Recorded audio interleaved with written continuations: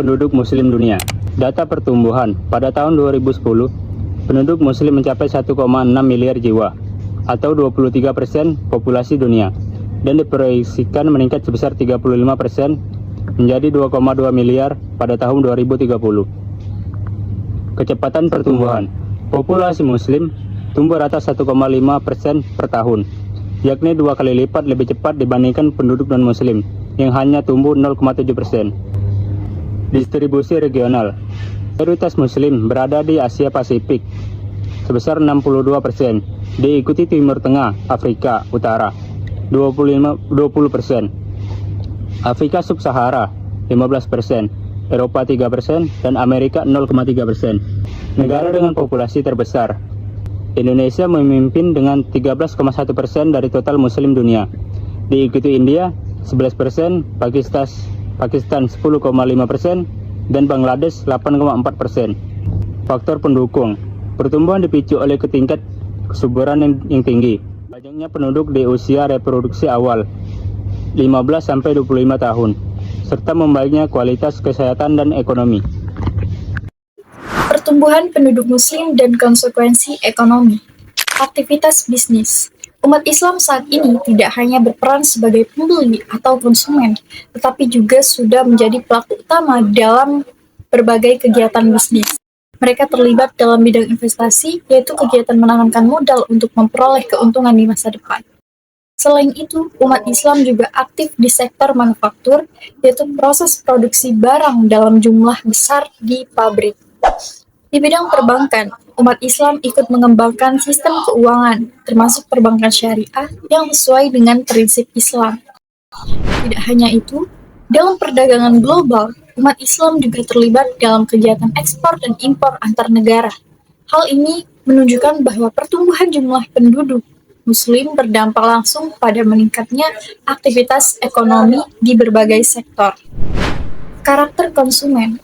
Konsumen Muslim memiliki sifat yang beragam atau heterogen.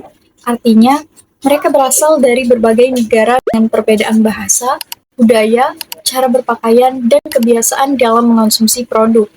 Misalnya, cara berpakaian Muslim di Indonesia berbeda dengan di Timur Tengah atau Eropa. Namun, di tengah keberagaman tersebut, terdapat kesamaan yang menjadi ciri khas utama, yaitu kepatuhan terhadap nilai-nilai Islam.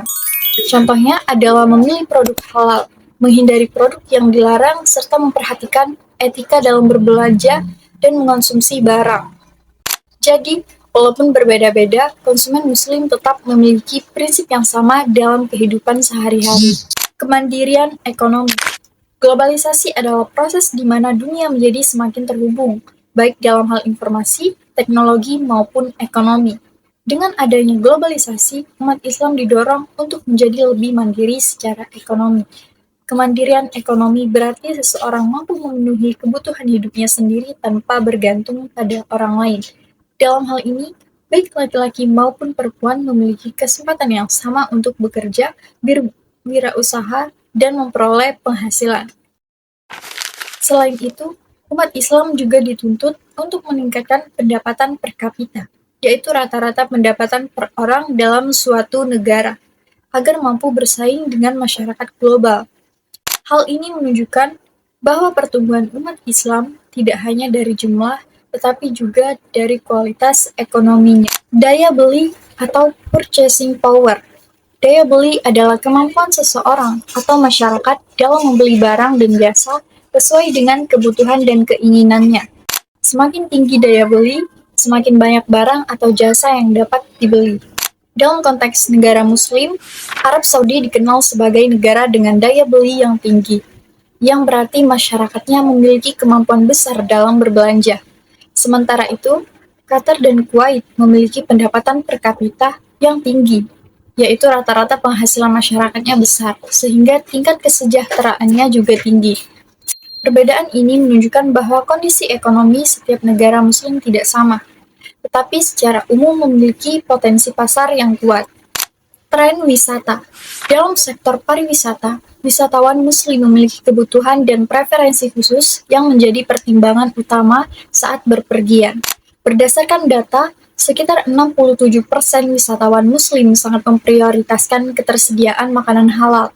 Selain itu, sebanyak 53% mempertimbangkan harga yang kompetitif, yaitu harga yang sesuai dan terjangkau dibandingkan dengan kualitas yang diberikan.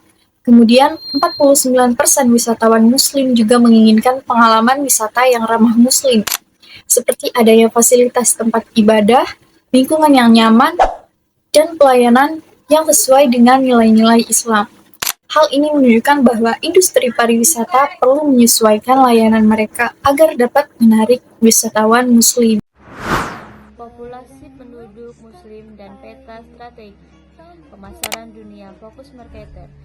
Strategi pemasaran global kini bergeser pada riset dan pemahaman budaya Islam, terutama terkait kehalalan produk dan jasa. Kategori industri halal meliputi sektor makanan, food, gaya hidup, dan jasa, termasuk keuangan dan logistik.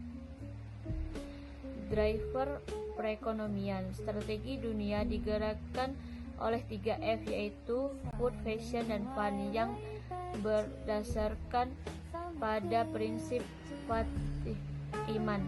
Lembaga regulasi. Pentingnya peran lembaga sertifikat seperti LPPOM MUI Indonesia, JAKIM Malaysia, MUIS Singapura, dan Dewan Halal Dunia WHC dalam menjamin kebutuhan konsumen muslim.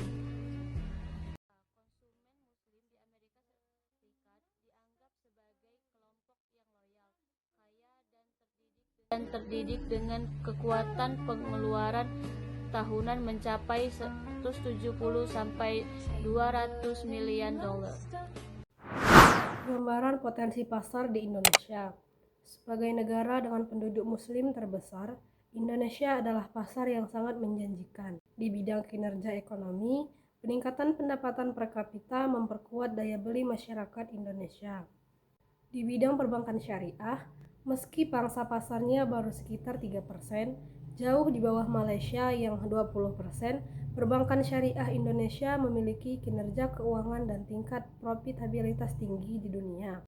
Di bidang industri kreatif dan fashion, busana muslim seperti hijab telah menjadi gaya hidup nasional yang mendorong pertumbuhan industri kreatif yang secara signifikan.